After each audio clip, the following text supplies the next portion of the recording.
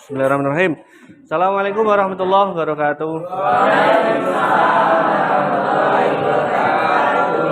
Selamat pagi anak semuanya. Baik, pada pertemuan kali ini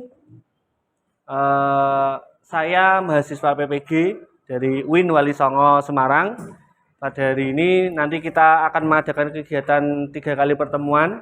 Dalam pertemuannya saya praktek pelatihan lapangan. Jadi saya sebagai mahasiswa ini akan praktek pembelajaran. Jadi mohon bantuannya untuk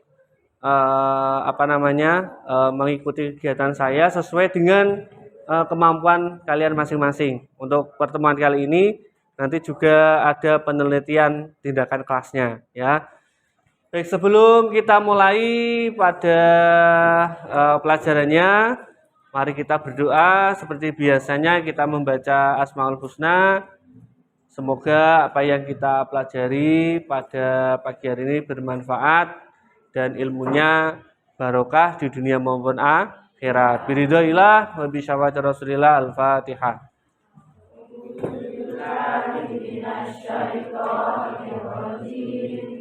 Bismillahirrahmanirrahim.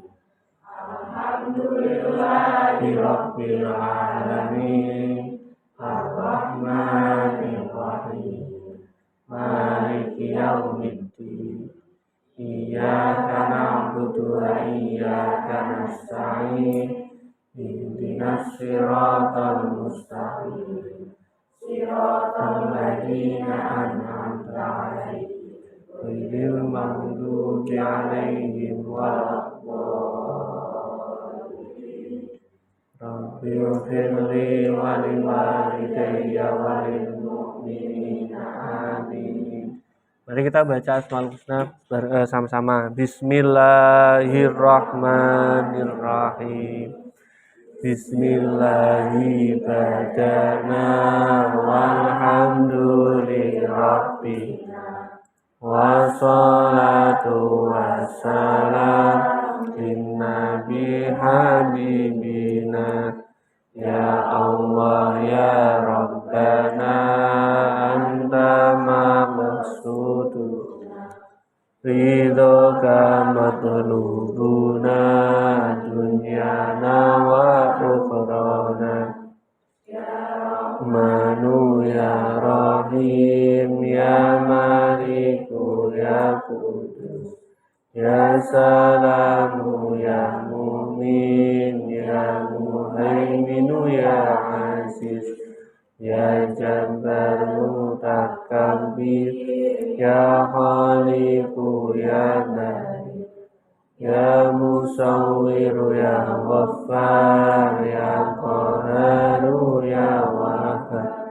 ya Razzaqu ya Fattah ya Alimu ya Ghani ya Majidu ya Khafir ya Rafi'u ya Mu'iz ya Mudhillu ya Sami'u ya Basiru ya Hafid ya Adlu ya Latif ya Khabiru ya Halim ya Halimu ya Ghafur ya Syakuru ya Ali ya Kabiru ya Hafid ya Muhitu ya Hasib ya Jalilu ya Karim ya Wafibu ya Mujib ya Wasi'u ya Hakim ya Wadudu ya Majid ya Ba'isu ya Syahid ya Haku ya Wahid ya Qawiyu ya Matin ya Waliyu ya Hamid ya Mufi ya Muhdi'u ya Mu'idu ya Mu'min ya Mumitu ya Hayyu ya Qayyumu ya Wajid ya Majidu ya Wahid ya Ahadu ya Samad ya qadiru ya muqtadir ya muqaddimu ya muakhir ya awwalu ya akhir ya zahiru ya batin ya wali muta'alli ya barru ya tawwab ya muntaqimu ya afu ya ra'ufu ya malikal mulki terjalali wal ikram ya musitu ya jami ya ghaniyu ya wamani'u ya dar ya nafi'u ya hadi ya badi'u ya baqi ya waris ya rashidu ya sabur azza jallari bi asma'ika husna ikillana dunubana wali walidina wa dzurriyyatina kafir an sayyatina wastur ala uyunina waskur ala musalina warfa darajatina wasidna ilman nafi'a warizqa wasi'a halalan thayyiban wa amalan salihan wa nawwir qulubana wa yassir umurana wa sahih ajsadana daiman hayatina illa khairi qaribna anni syari ba'idana wal qurba raja'una akhiran milnal muna balil maqasidana wabdi hawaijana alhamdulillahina alladhi hadana salli wa sallim ala taha khalilir rahman wa alihi wa sahbihi ila akhiris zaman. Baik, kita absen dulu.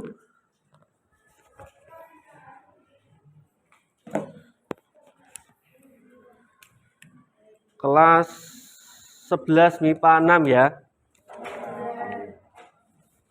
Aizatul Badriyah.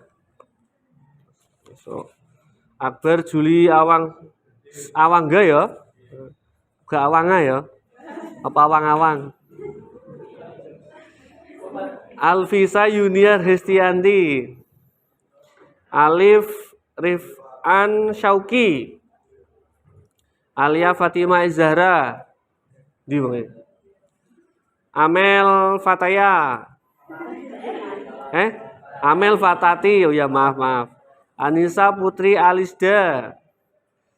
Antaniatu Zahra. Asta toh? Asta kok.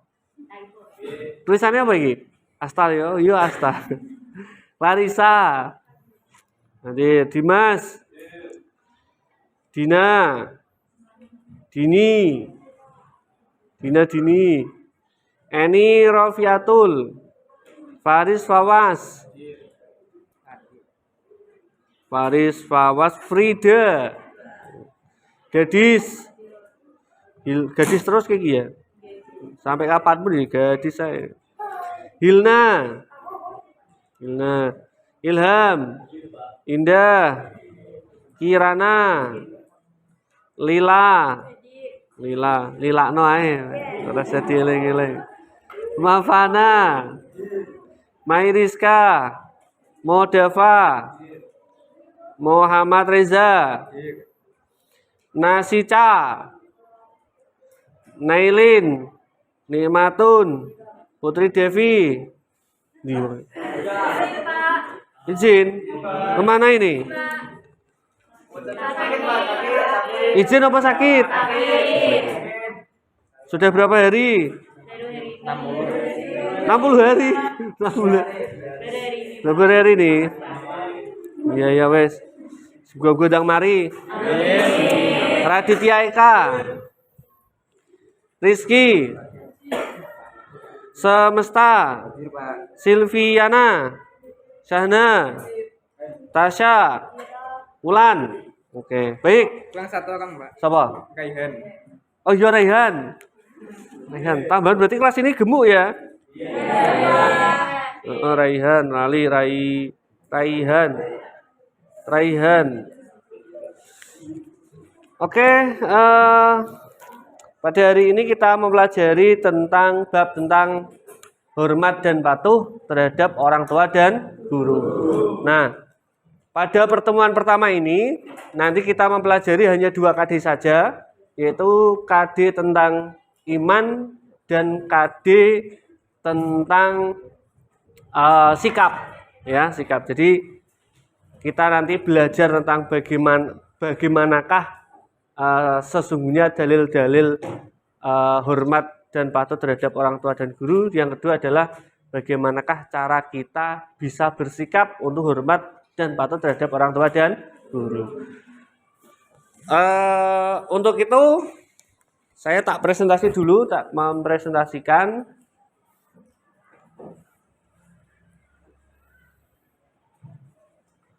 Ini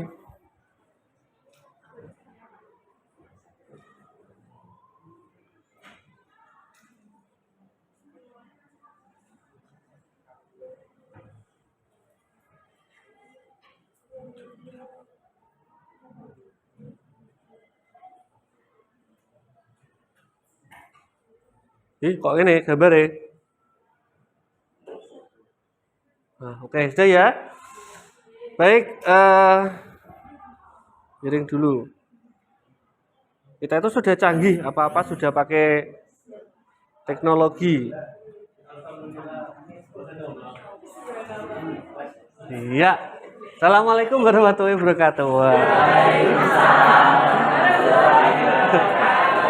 Sincan wae saiki kanggo songkok karo sarung. Mosok sing liyane ora nggo sarung ya.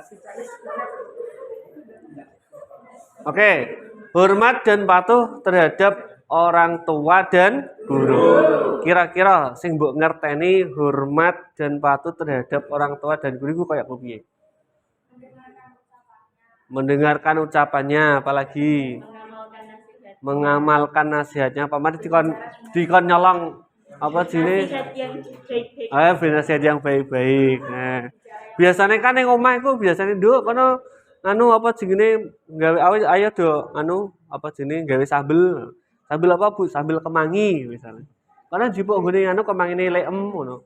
Wong ora ana nomor wis anggere jipuk wae rasa kondo. Nah, itu tolong kita harus hati-hati ya. Ada cara dan hormat terhadap patuh terhadap orang tua dan guru, tapi amalane kudu sing apik. Ora entuk amalan sing elek. Kemudian jelas ya di layar ya. Oke.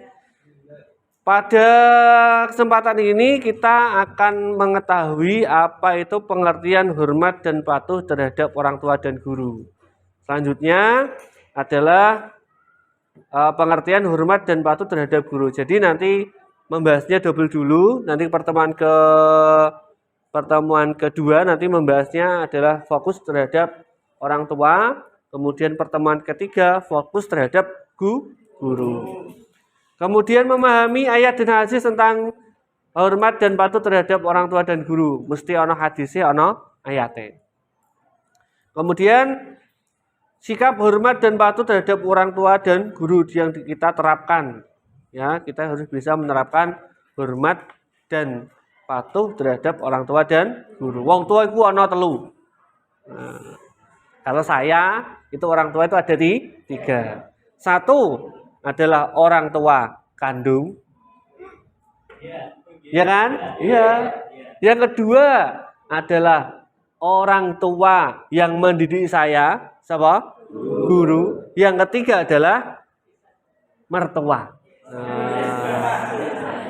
Orang tua saya ini 3 sudah.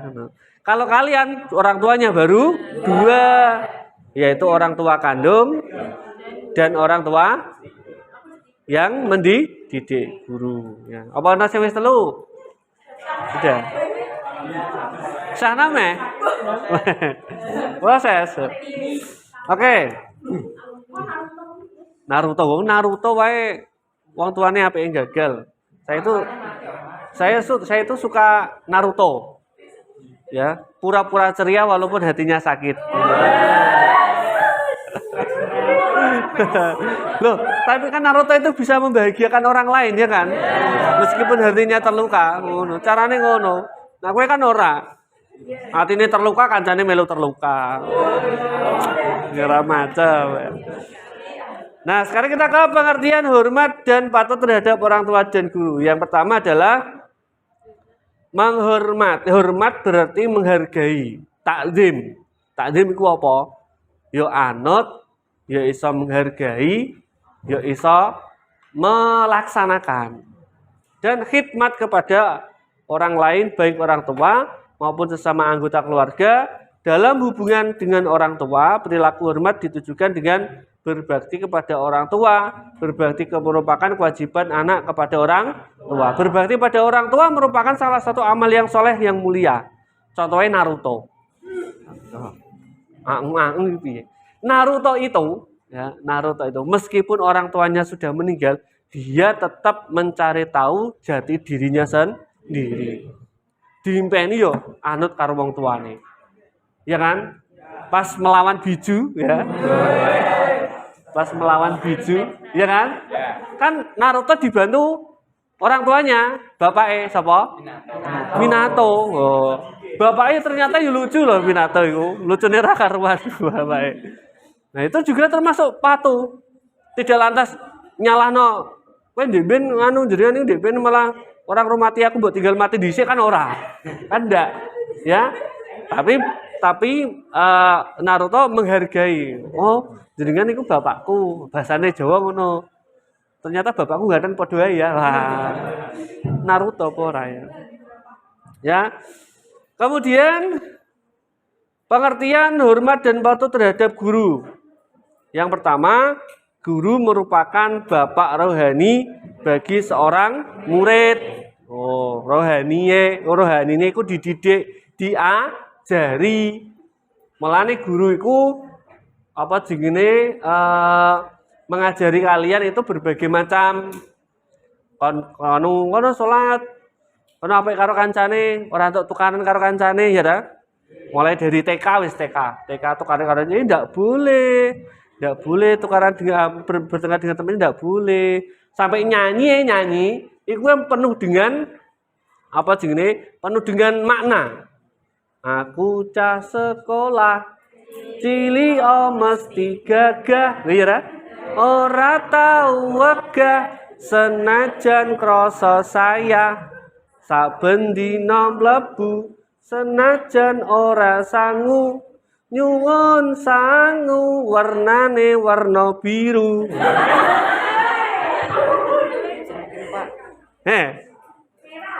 Abang saiki. Wah. Ndek ben gak ono biru, anane rupane abang, Rp100 kan abang ndek ben iki. Ya. Maka menghormati guru berarti penghargaan terhadap anak-anak kita. Dengan guru itulah mereka hidup dan berkembang. Mulane karo guru aja wani baru kae gede. Kemudian guru adalah pewaris para nabi. Warisatul anbiya. Ya, karena lewat seorang guru, wahyu atau ilmu para nabi diteruskan kepada umat manusia. Seperti kata Imam Ghazali, bahwa mengkhususkan seorang guru dengan sifat-sifat kesucian, kehormatan, dan penempatan guru langsung sesudah kedudukan para nabi. Itu jelas. Ini aja wani karo guru. Yang selanjutnya adalah memahami ayat dan hadis tentang hormat dan patuh terhadap orang tua dan guru. Nah, ada beberapa ayat dan hadis tentang hormat dan patuh terhadap orang tua dan guru. Di antaranya adalah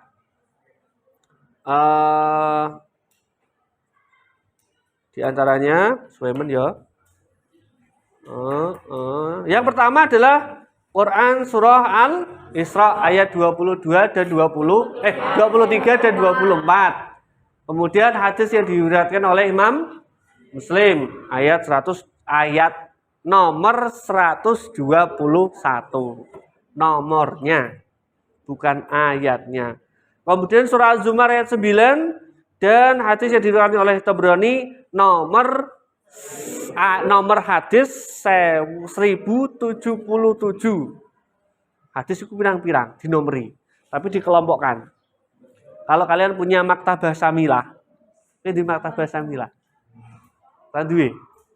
Maktabah Samilah itu aplikasi, di dalamnya itu ada ayat Al-Qur'an, ada tafsir, ada hadis, ya, kemudian ada kitab-kitab. Nah, banyak sekali itu maktabah Samilah. Sing duwe Quratul Uyun malah bahasanya Quratul Uyun. Yang pertama, ayo, kok lama ini? Oh ya. Yang pertama adalah surah Al-Isra ayat 23 dan 24. Ayo dibaca bareng-bareng. Kelihatan ya? Ayo tawud.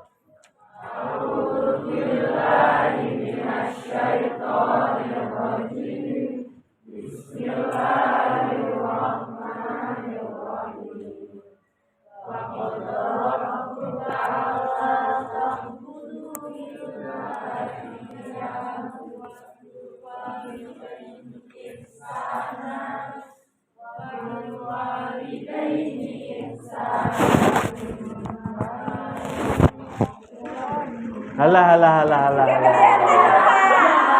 Masa tidak kelihatan? Tak baca. A'udzubillahi minasyaitonirrajim. Bismillahirrahmanirrahim. Wa qada rabbukal podera ketok.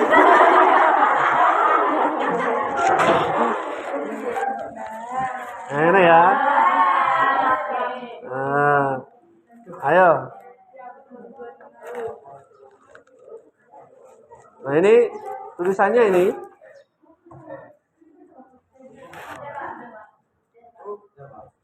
Bismillahirrahmanirrahim. Wa qada rabbuka alla ta'budu illa iyyahu wa bil walidaini ihsana.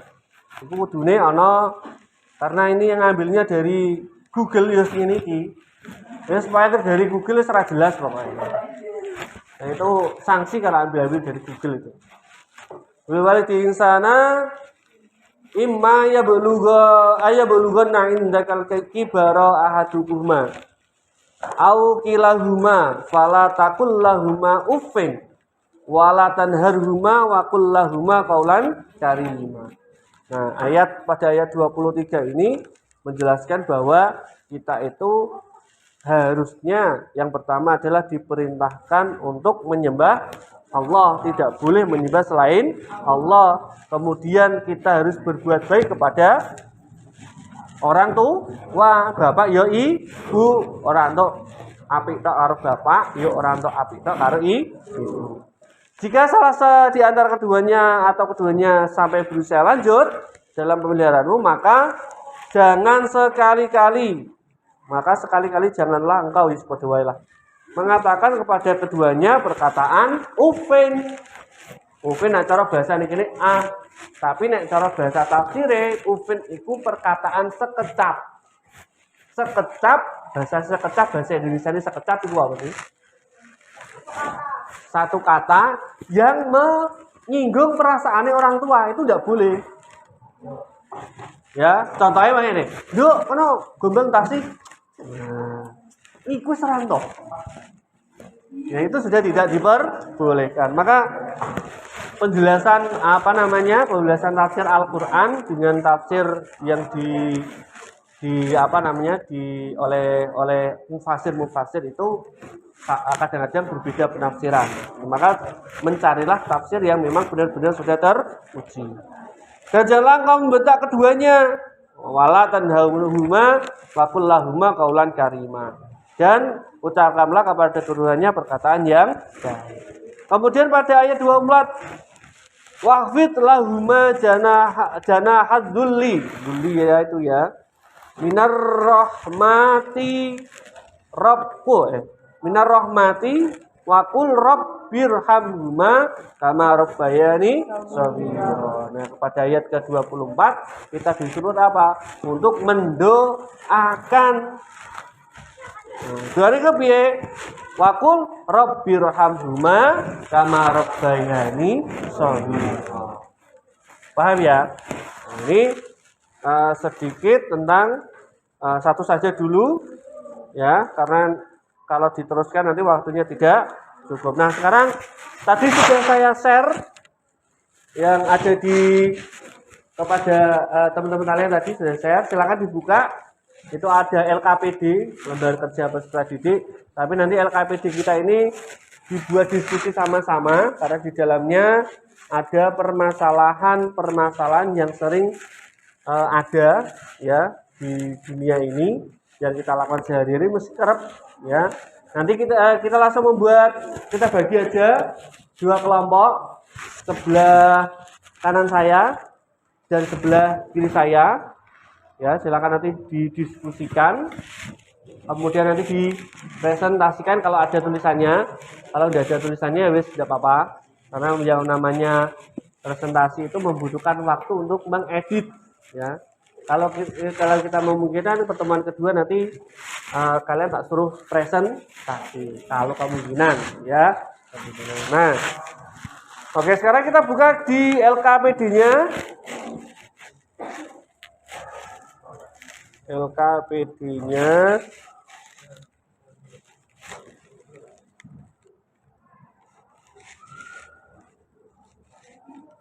tidak bisa ya, malah miring. Saya di LKPD-nya sudah. Sekarang kita silakan untuk merapatkan diri. Yang barisan sana mentengah saja. Mentengah bahasa Indonesia apa? Mentengah ya. Ya, ayo cepat, ayo.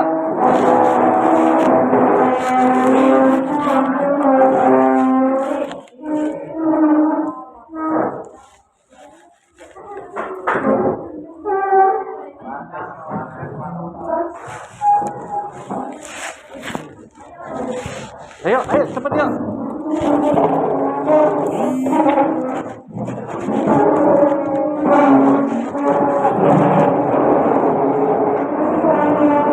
Diangkat. Diangkat aja.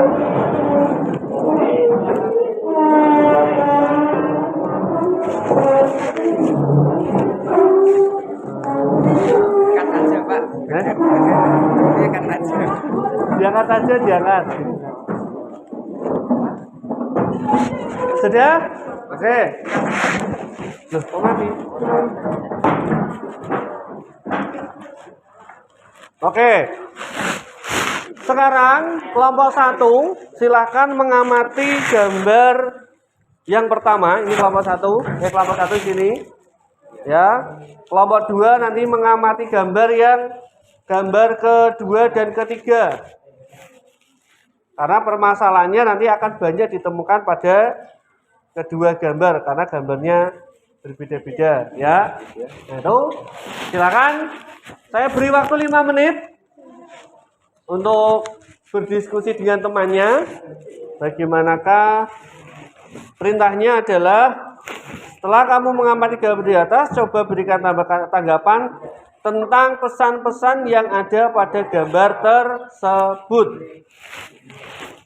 Yo, silakan didiskusikan dengan temannya, boleh. Nanti ditulis di buku tugas ya. Ada yang tidak bawa buku tugas? Bawa ya. Oke, silakan ditulis. Nah, boleh didiskusikan. Nanti kelompok 1 mempresentasikan, nanti kelompok 2 boleh menyanggah dengan apa yang sudah dipelajari. Karena di dalam keluarga pasti mempunyai masalah, ya.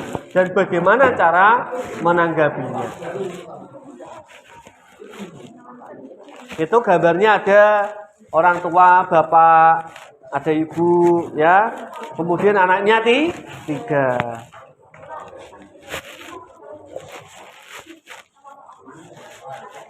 Ya 5 menit, yuk.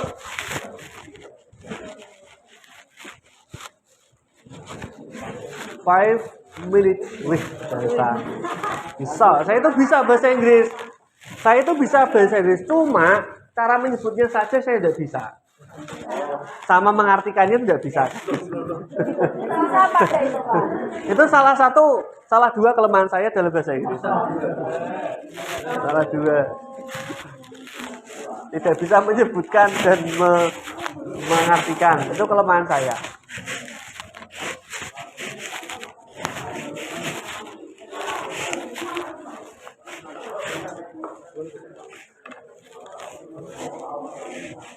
Ya, boleh diskusi dengan temannya. Jadi yang kelompok 1 boleh menyaga di kelompok 2, kelompok 2 juga boleh menyaga di kelompok 1. Kira-kira gambar itu pesan-pesannya apa? Nanti sekalian identifikasi juga permasalahan. Kita fokus kepada hormat dan patuh terhadap orang tua dan guru. Ayo. 5 menit, waktunya 5 menit saja. Jangan banyak-banyak.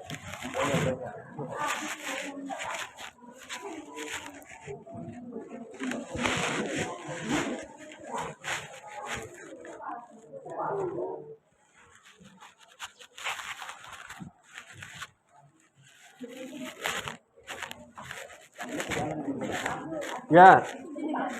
Itu bukan saya. Itu bukan saya. Bukan. Bukan saya. Masa aku mlebu ning buku Kemendikbud ya ora. Tapi kalau dulu pernah foto seperti ini. Dulu pernah.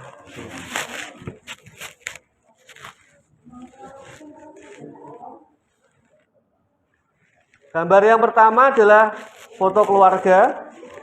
Ono tulisannya keluarga itu alasannya apa? Pesan-pesannya apa? Ya, gambar kedua adalah ibu mengajari anak. Nah, itu kepiye pesan-pesannya. Kemudian yang ketiga adalah seorang guru mengajari muridnya mengaji. Ono sing maji. Bismillahirrahmanirrahim. Isi kitab Suratul Uyun.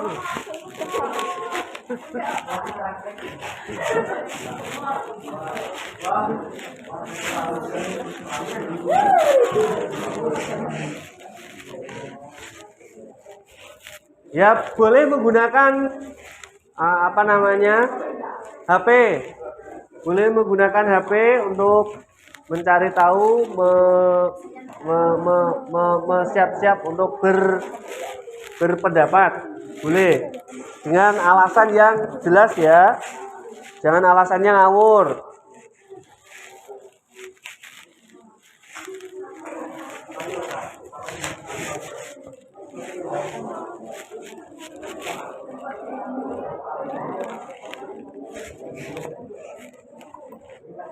Nanti kelompok 1 boleh menambahi, kelompok 2 boleh menyangga. Boleh.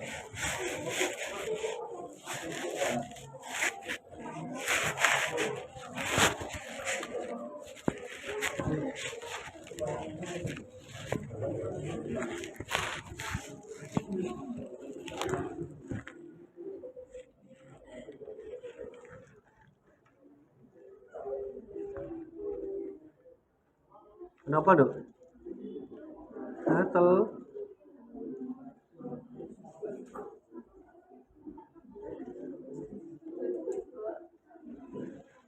Ayo Feli, dikerjakan. Diskusi dengan temannya. Jangan ramai sendiri.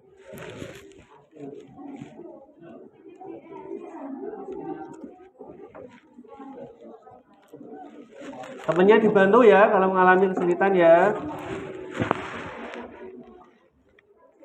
Sudah? Sudah, kita langsung ke lompat ke gambar kedua dan ketiga.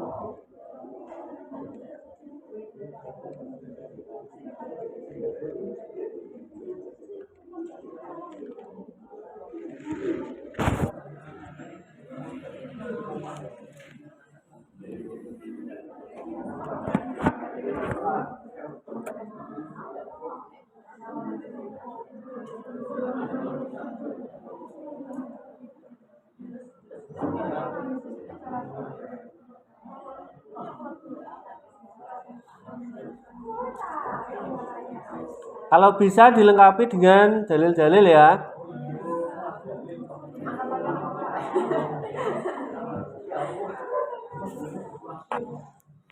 Ya, Felix, dikerjakan. Ya. Hukum orang tua yang suka main tangan. Ya, nanti dijelaskan nanti.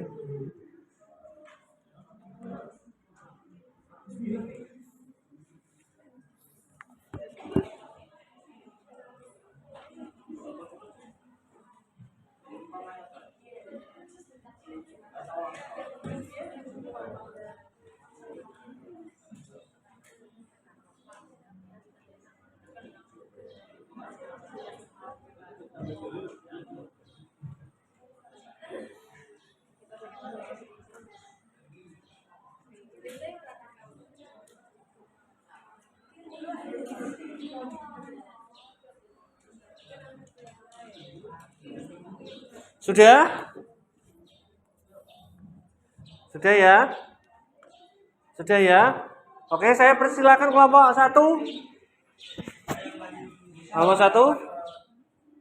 Kelompok 1. Silakan.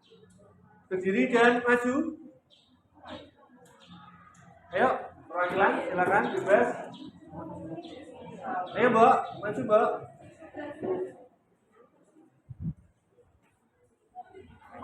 Ayo.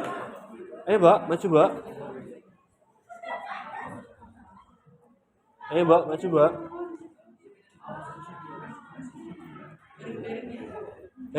Dua orang saja.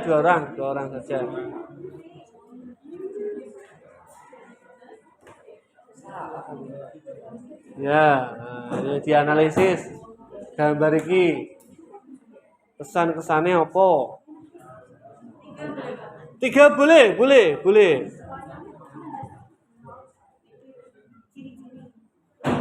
Oke, yuk. Ya.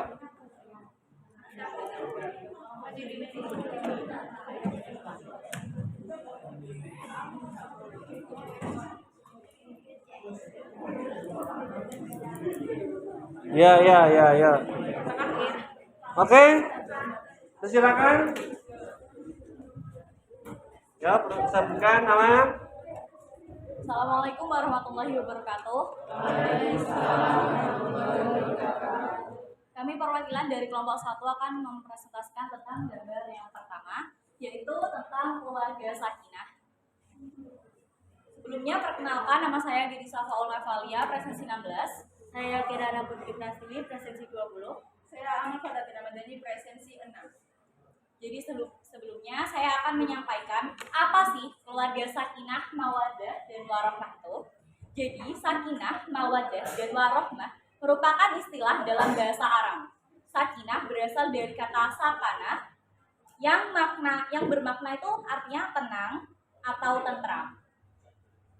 Terus mawaddah berasal dari kata waddah yang salah satu artinya adalah cinta.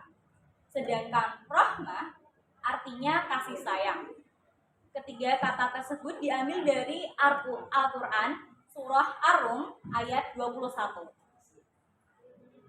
yang berbunyi A'udzu billahi minasyaitonir rajim. Bismillahirrahmanirrahim. Wa min ayatihi an khalaqalakum min anfusikum azwajan litaskunu ilaiha wa ja'ala bainakum wa mawaddatan wa rahmah. Inna fi dzalika laayatan liqaumin yatafakkarun. Yang artinya, di antara tanda-tanda kebesarannya ialah Dia menciptakan pasangan-pasangan untukmu dari jenismu sendiri agar kamu cenderung dan merasa tentram kepadanya, dan Dia menjadikan di antaramu kasih sayang. Sungguh pada yang demikian itu benar-benar terdapat tanda-tanda kebesaran Allah bagi kaum yang berpikir. Quran surah Ar-Rum ayat 21. Lalu menurut sakinah mawaddah warahmah itu mudah diucapkan tetapi susah untuk dicapai. Jika ingin mencapainya, suami istri atau pasangan tersebut harus melakukan beberapa hal. Tutur Kiai Haji Muhammad Jamaluddin Ahmad. Menurut beliau, ada 4 hal yang perlu dilakukan oleh suami istri untuk mencapai rumah tangga yang sakinah, mawaddah, dan warahmah. Yaitu yang pertama, saling memaafkan agar pernikahan menjadi sakinah, mawaddah, dan warahmah. Yang kedua, saling menghormati untuk mencapai rumah tangga yang sakinah, mawaddah, dan warahmah. Yang ketiga, saling melindungi dan mengingatkan dalam kebaikan. Yang keempat adalah musyawarah dalam mencari solusi. Yang selanjutnya akan dijelaskan oleh Amel. Kalau begitu, berarti keluarga sakinah, mawaddah, dan warahmah membutuhkan ciri-ciri dalam pelaksanaannya. Yang pertama, berdiri di atas keimanan yang kokoh. Yang kedua, menunaikan misi ibadah dalam kehidupan. Yang ketiga, menaati ajaran agamanya masing-masing. Yang keempat, saling mencintai dan menyayangi. Yang kelima, saling menjaga dan menguatkan dalam kebaikan. Yang keenam, saling memberikan yang terbaik untuk pasangan. Yang ketujuh, musyawarah dalam menyelesaikan persoalan. Dan yang kedelapan, membagi peran secara berkeadilan. Jadi, peran orang tua itu sangat dibutuhkan untuk membentuk keluarga yang sakinah, mawaddah, warahmah. Karena peran orang tua itu nantinya dapat membentuk mental anak. Bisa jadi mentalnya turun karena konflik yang dimiliki. Oleh karena itu, peran orang tua itu harus diutamakan dalam membangun keluarga yang sakinah, mawaddah, dan warahmah. Oke, selanjutnya ada yang terakhir adalah kesimpulannya. Jadi, keluarga sakinah, mawaddah, dan warahmah adalah keluarga yang diliputi rasa damai, tenang, dan bahagia. Nah, tadi kan Pak Agus sempat menjelaskan tentang bagaimana sih cara menghormati orang tua dan guru. Di sini kami akan coba mengaitkan antara keluarga sakinah dengan hormat kepada orang tua. Jadi begini, salah satu cara mewujudkan keluarga yang sakinah adalah dengan menghormati dan patuh kepada kedua orang tua. Yang artinya kita harus mengamalkan amalan baik orang tua kita, tidak mengeluh atas orang tua kita. Patuh kepada orang tua dapat menghindarkan kita dari konflik antar sesama anggota keluarga. Oke, sekian presentasi dari kelompok 1. Apakah ada yang ingin bertanya atau menyanggah? Oke, silakan Mbak Syekh. Perkenalkan, nama saya Jana Kairani Bowo. Izin bertanya, kita sebagai anak pasti kan juga memiliki beberapa masalah di keluarga. Terus bagaimana sih peran kita sebagai anak ketika melihat orang tua sering bertengkar? Terima kasih. Tampung dulu. Selanjutnya Mas Faris. Kalau misal orang tuanya ada yang nggak lengkap, bisa mencapai keluarga sakinah. Pertanyaannya berarti. Oke, terima kasih. Selanjutnya yang terakhir Mbak Jini. Terakhir ya. Aku Mbak Jini tadi tanya. Perkenalkan nama saya Arsyad, Iya, ini Mas. saya 31. Saya mau tanya, hukum orang tua yang sering main tangan sama anak. Sering main tangan sama anak. Cukup, tiga saja ya, tiga saja ya. Tiga saja, ayo. Ini mewakili perasaannya masing-masing ini. Kami meminta waktu untuk berdiskusi sebentar. Oke, waktu silakan. Kelompok 1 siap-siap membantu temannya ya.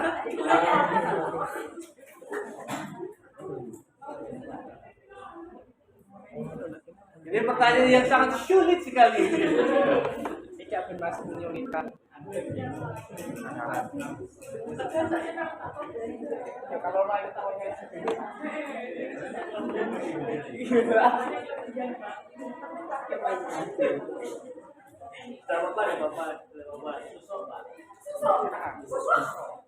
Nanti kelompok 2 singkat-singkat saja ya.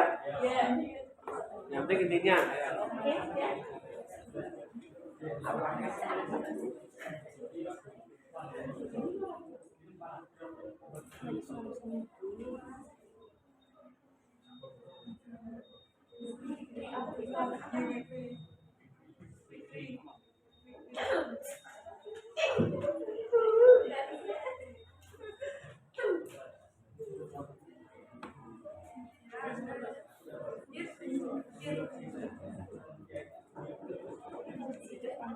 Sulit.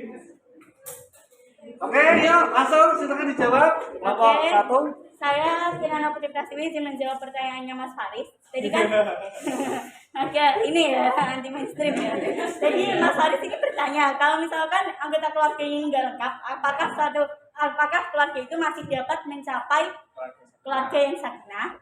Masih bisa ya Mas Faris? Karena menurut pengetahuan kami, keluarga sakinah mawaddah dan warahmah itu tidak ditentukan dari seberapa lengkap sih anggota keluarganya. Walaupun anggota keluarga ini semakin lengkap juga belum tentu gitu loh. Jadi sakinah mawaddah warahmah. Jadi kalau misalkan dilihat dari ciri-cirinya tadi juga enggak semua ciri-ciri yang disampaikan Amel tadi juga enggak semua itu harus kayak berpasangan. Jadi menurut kami keluarga sakinah itu dapat dicapai kalau atas perlakuan antar sesama anggota keluarga, bukan bagaimana kelengkapan antar anggota keluarga tersebut. Ya begitulah ya intinya.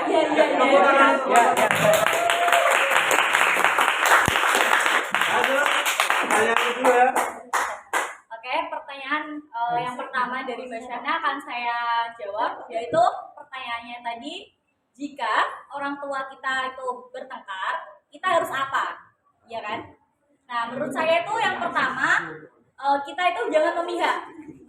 Walaupun seandainya kita tahu mungkin pihak ibu atau ayah kita itu benar, tapi kita menjadi orang yang netral saja gitu loh. Jangan memihak ibu kita atau ayah kita gitu. Itu yang pertama. Terus yang kedua itu kita juga harus gimana ya? Kita juga harus mengendalikan emosi kita sendiri, karena ya ketika kita melihat orang tua kita bertengkar, pasti kita kan merasa sakit hati juga. Kayak ya yang ketiga itu menghindari dari area pertengkaran tersebut. Jadi lebih baik bisa keluar itu lari itu misalnya bisa ke tetangga ya kakek nenek bisa gitu kalau tetangganya memang baik tidak sombong ya, karena kan itu terkait mereka ya tetangganya sudah tidak jadi intinya begini ya, dari Mbak Alia itu kita sebagai anak kalau melihat orang tua kita bertengkar, kita itu bisa mungkin menjadi pihak penengah. Kita tidak memihak antar keduanya. Ya walaupun memang berat ya, kita sebagai anak itu pasti ada rasa juga pengen marah, rasa kecewa dan segala macam. Tapi kita juga harus menjernihkan pikiran, karena kalau kita ikut tersulut emosi, bisa-bisa ini keadaan yang keruh ini makin keruh lagi. Terima kasih pertanyaannya. Untuk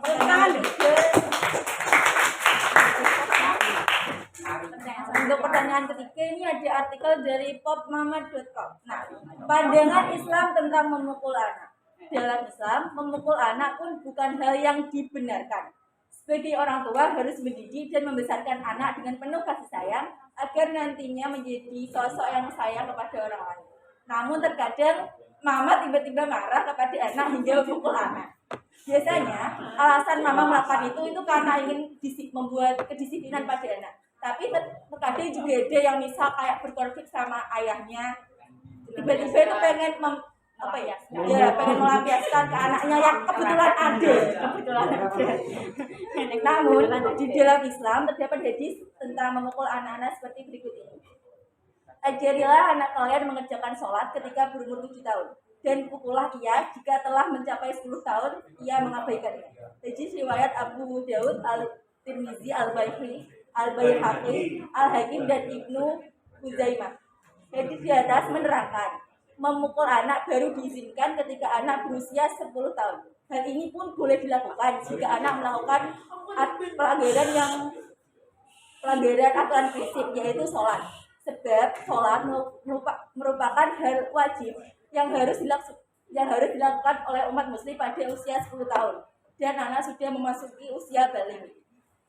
Selain itu, hadis tersebut menjelaskan sebelum memberi hukuman fisik pada anak yang tidak melaksanakan sholat, orang tua diberi kesempatan untuk mengajarkan anak selama 3 tahun. Begitupun dengan anak, ia diberi kesempatan untuk belajar selama 3 tahun. Jadi, memukul anak ini bukan satu-satunya cara untuk mengendalikan perilaku anak. Kalau ditanya gimana sih hukumnya, ya tidak boleh sih. Intinya tuh tidak boleh, tapi hanya dalam keadaan tertentu, dan itu kalau memang sudah sangat mendesak dan sudah memenuhi syarat-syarat tadi. Dan kita kan nih sebagai anak ya, pasti kalau dipukul orang tua kan sakit ya, sakit hati, sakit fisik gitu. Nah, sebisa mungkin nantinya ketika kita menjadi orang tua, janganlah melakukan hal tersebut kepada anak kita. Iya, tepuk tangan.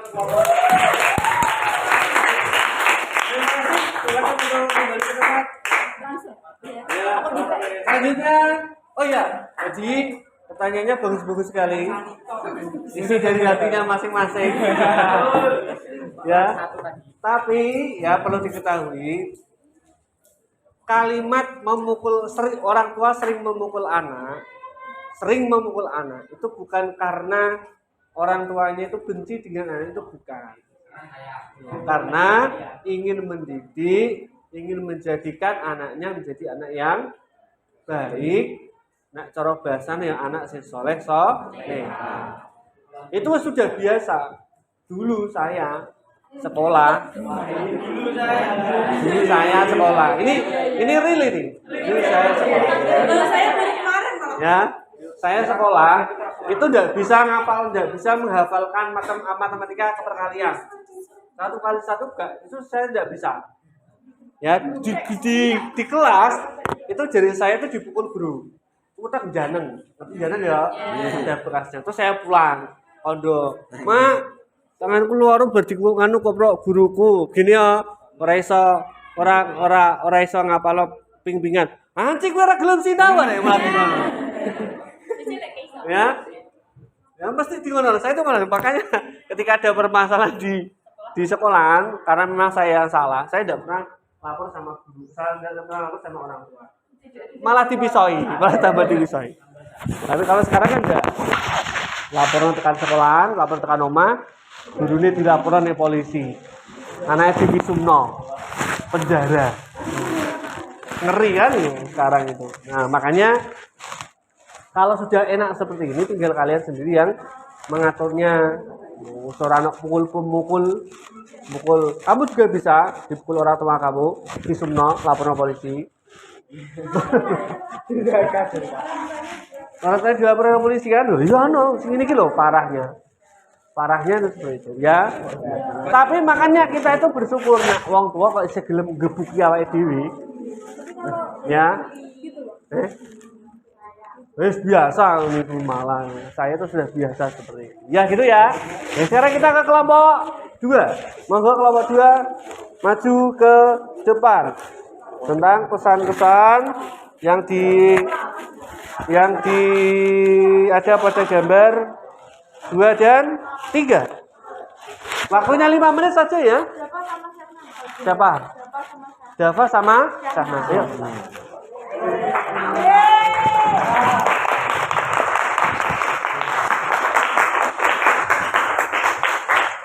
Ayo.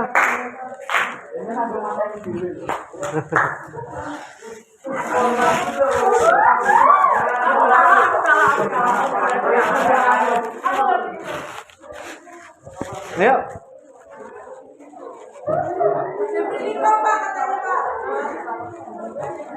Ayo, ayo sebelah ya. Assalamualaikum warahmatullahi wabarakatuh.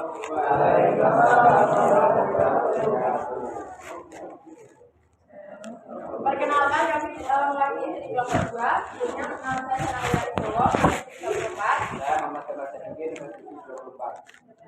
Oke, berarti yang pertama, ibu sedang mengajari anaknya. Kita tahu sendiri, ibu merupakan salah seorang orang tua yang dimana membesarkan kita, melahirkan kita, ya, dan mengajari kita hingga kita lahir ke dunia. Ibu merupakan seseorang tua yang menjadi pendidik kita pertama kali di lingkup keluarga. Karena yang seperti yang kita tahu, ayah berkewajiban untuk mencari nafkah, jadi tidak semua anak di keluarganya itu merasa terpenuhi pendidikannya oleh seorang ayah. Sehingga ibu menjadi sosok yang harus memenuhi pendidikan dari seorang anak di lingkup keluarga. Kemudian akan dilanjutkan oleh Bapak. Ya, di gambar yang kedua terlihat seorang guru sedang mengajari siswa-siswanya. Nah, dicontohkan mungkin sedang sorogan kitab. Sorogan kita. Ya, Pratuyun. Ya, kalau dari guru saya dulu yang dari Mesir, Syekh Rajab Al-Suki, beliau mengatakan bahwa di dalam mencari ilmu itu juga ada adabnya. Seperti di dalam kitab akhlak, kitab talim, cara mencari guru yang benar. Contohnya salah satu guru yang baik itu seperti Pak Agus.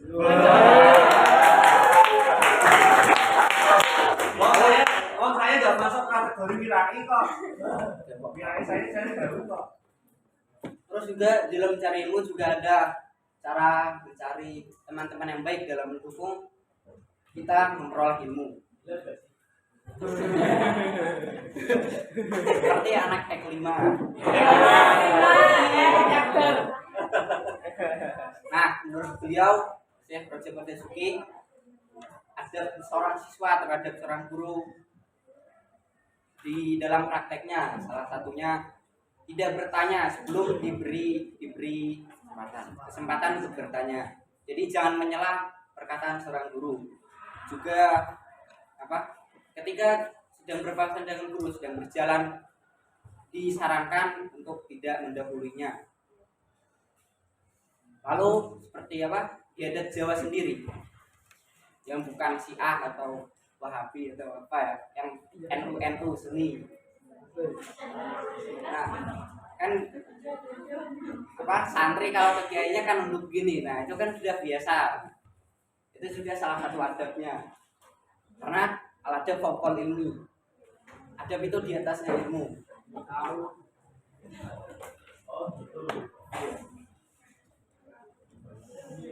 Ya.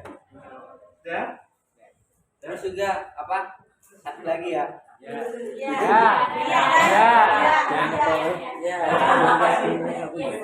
Dalam taklim tidak ada yang bisa merubah takdir kecuali doa, dan tidak ada yang bisa memanjangkan umur kecuali bakti.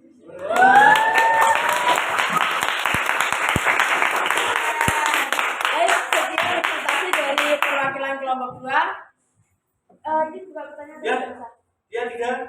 Baik, untuk siswa yang bertanya, silakan berdiri, Mbak Kirana. Assalamualaikum warahmatullahi wabarakatuh. Waalaikumsalam warahmatullahi wabarakatuh. Perkenalkan, saya Kirana Putri Prasih, presensi 20. Di situ kan terdapat gambar antara adab kepada orang tua dan kepada guru. Nah, saya ini pengen tahu, kalau untuk adab kepada orang tua dan kepada guru, itu tuh kira-kira tingkatannya lebih tinggi yang mana? Apakah harus didahulukan adab terhadap Untuk yang pertanyaan kedua, silakan Mbak Amel berdiri. Ini pertanyaannya aja membingungkan, tapi saya pengen tahu kan guru itu mengajari siswa. Tapi kalau misal kan guru itu juga manusia, jadi semua manusia itu baik hati dan tidak sombong. Nah, kalau guru ini malah menyesatkan muridnya itu bagaimana pandangan Anda? Sorry Bu ya, pandangan Anda dari peristiwa tersebut. Terima kasih. Pertama, Ayo. ya, menambil pertanyaan yang ada dulu. Pertama, Silakan berdiri dulu Mbak Lia.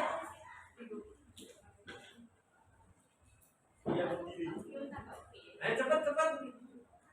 Ayo waktunya selhabis ini.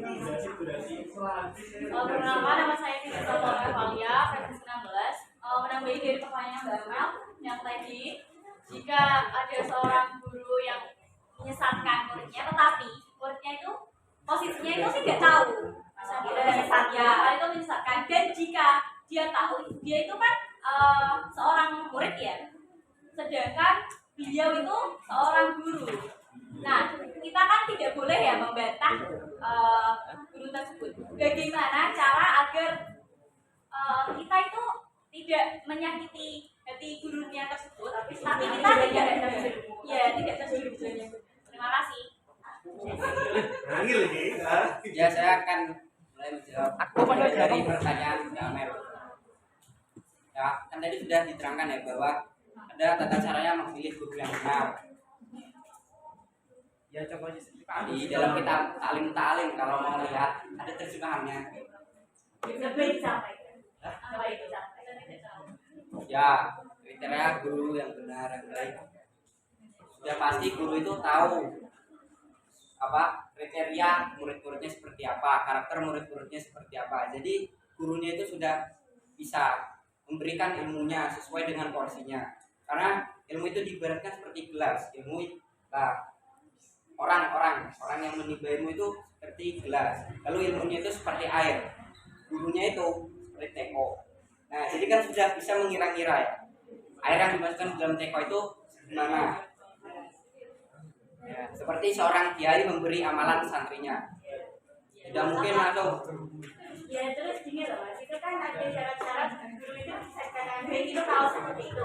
Kalau misalkan guru itu tidak memenuhi syarat tersebut, apakah kita sebagai siswa dapat membantahnya? Ini Expert ini pertanyakan. Expert ini orang bisa dapat membantah gurunya. Kita kan juga manusia. Semua manusia itu rata di hadapan Allah. Semua manusia juga sujud. Ya. Nah, orang masuk surga itu kan karena kasih sayang Allah, bukan karena amalnya, bukan karena sholatnya. Itu pemahaman orang Torikot, bukan yang syariat. Nah, jadi kita bukan membantah, tapi kita seperti menegur dengan cara yang halus, cara yang sopan. Gimana contohnya? Contohnya, seperti misal Bagus kok nyuruh mukul Pak Tulus gitu.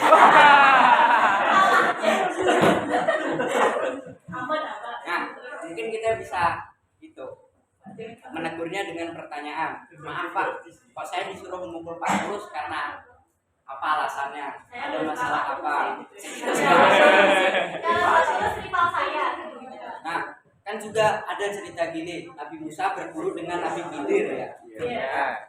Nabi Khidir ini itu kan beda sama Nabi Musa, tingkatannya beda.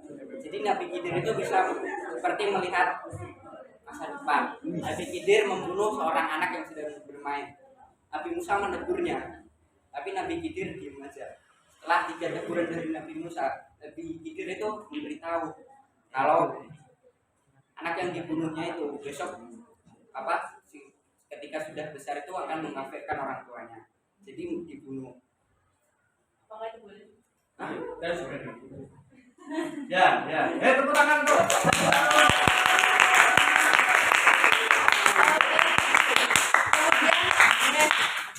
melanjutkan untuk pertanyaan dari Mbak Kirana tadi, didahulukan yang mana antara orang tua dan guru. Saya itu kan orangnya kosong tentang ilmu agama, jadi saya tidak tahu, dan ini sebenarnya dari Facebook, dan nanti kita dan nanti bisa ditanyakan oleh yang expert ini yang lebih tahu daripada saya. Ya, dari sini itu ada pertanyaan. Perintah kiai kita atau perintah orang tua kita, menurut kacamata fikih mana yang wajib didahulukan? Ini kan hampir sama lah ya, adab lah. Terus di sini ada pokoknya itulah ya. Jadi maaf ya. Iya maaf ya. Itu seperti ini. Sebagian perkara yang bisa menjadikan manfaatnya ilmu yaitu mendahulukan haknya ustadz dan mengakhirkan hak orang tua, walaupun fadlun yang kita dapat dari orang tua. Sebab ustadz kita yang mengurus ruh kita dan ruh diumpamakan intan. Kalau orang tua kita yang mengurus raga kita dan raga itu diumpamakan wadah intan. Baik, mohon dijelaskan. Kata-kata dulu ya. Iya. Gampangnya seperti ini. Kan orang tua yang merawat kita, mendidik kita sejak kecil. Namun orang tua tidak bisa semuanya. Makanya itu diserahkan ke guru. Guru menyuruh, melanjutkan, mendidik, mengajarkan kita. Semua yang tidak diketahui oleh orang tua kita. Jadi ya semuanya memiliki peran masing-masing. Jadi kita bisa, walaupun tidak tahu banyak, tapi kita bisa mengira-ngira.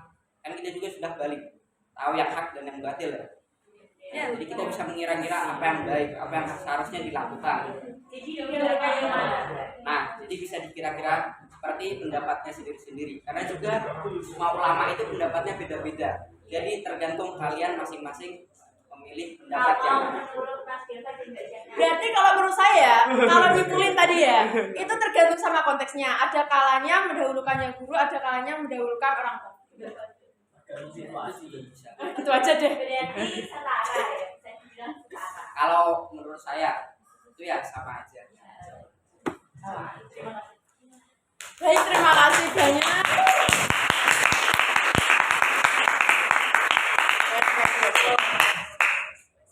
Terima kasih. Oh, tadi kan udah jadi satu, udah dibandel. Terima kasih banyak atas antusias teman-teman dan tadi pertanyaan-pertanyaannya. Maafkan apabila banyak kekurangan dan semoga nantinya akan lebih bermanfaat untuk kedepannya. Wabillahi taufiq wal hidayah. Wassalamualaikum warahmatullahi wabarakatuh.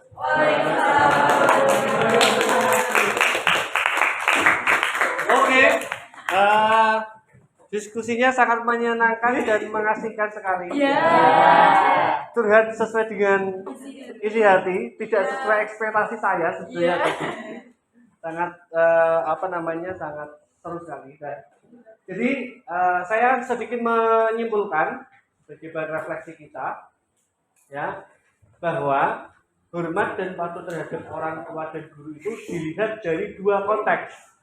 Ya, yang pertama adalah dari orang yang melahirkan, jadi orang tua kandung yang melahirkan secara darah daging. Yang kedua adalah dilihat dari sisi ilmu, ya, dilihat dari sisi ilmu. Kalau kita lihat dari sisi yang melahirkan kita, maka wajib taklim terhadap orang tua. Dikongkon upaya belum, kecuali yang maksiat. Kecuali yang sama juga dengan guru. Dikongkon upaya belum, kecuali yang maksiat. Tapi kalau dilihat dari derajat ilmu, maka guru lebih utama dibandingkan orang tua. Ya, guru lebih utama dibandingkan orang tua. Maka kita sebagai siswa, sebagai santri, dari Mas Dava, ya, sebagai Mas Dava, bahwa seorang santri itu kudu takzim terhadap guru, termasuk orang tua. Orang tua pun harusnya juga ikut mendorong dan ikut mensupport anak terhadap belajar terhadap guru dan ikut mensupport guru seperti yang saya contohkan tadi. Seperti kehidupan saya. Waktu aku saya ya mengaji pisauin kanoman. Itu. Ya. Kemudian yang kedua adalah cara memilih guru. Ning kitab Taklimul siji sing diwajibno, kalau kitab Taklimul diwajibno kok siji golek guru itu sing ora guru fisik tok. Tapi guru yang di dalamnya ada ruhnya. Guru sing ulang ruh. Nah, maka guru kriteria itu yang pertama adalah satu, harus paham ilmu fikih. Nah, ini kita taklim ini. Ya dah? Kudu paham ilmu fikih. Yang kedua, gurune kudu wirai. Wirai itu apa? Iso njogo dari perkara-perkara yang subhat. Sing ora jelas. Kalau saya kan yo kategori ini tidak bisa dikatakan wirai, tidak bisa dikatakan guru yang ahli fikih juga tidak. Karena dulu katanya Mbak tadi menjerumuskan. Saya bisa jadi guru yang menjerumuskan. Bahaya ini. Ya, makanya kita belajar sama-sama. Nah, kemudian yang ketiga adalah dasar utamanya kita belajar adalah di Quran surah Al-Isra ayat 23 dan 24. Yaitu yang pertama patuh terhadap orang tua, tidak menyembah selain Allah, kemudian patuh terhadap orang tua, tidak mengucapkan kalimat yang menyakiti. Ya, baik, untuk minggu depan kita akan masih bertemu lagi, tapi minggu depan kita akan membahas LKPD dan video pembelajaran fokus terhadap orang tua. Itu saja dari saya, semoga bermanfaat. Kurang lebihnya minta maaf. Assalamualaikum warahmatullahi wabarakatuh. Waalaikumsalam warahmatullahi wabarakatuh.